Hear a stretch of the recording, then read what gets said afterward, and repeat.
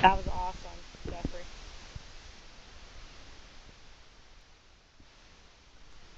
Good. Okay, so Kristen, what I want you to do at setup, I want you to make sure that your hands are directly underneath your shoulders. So you're going to come closer, but you can, there you go. Is that different? Okay, now you can take a little bit of your knee bend out. Okay, now push your hands down. Perfect. That's great. That's all right. That's all right. A little thin. Okay, and you can come up on the grip too, since you're now doing a full swing. Good, Jeffrey. Does that feel better? Awesome. Very good.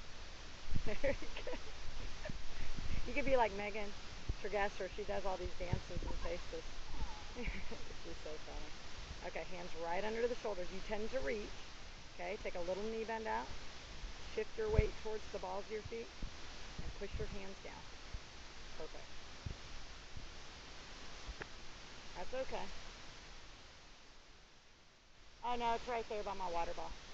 Uh-huh. That's great.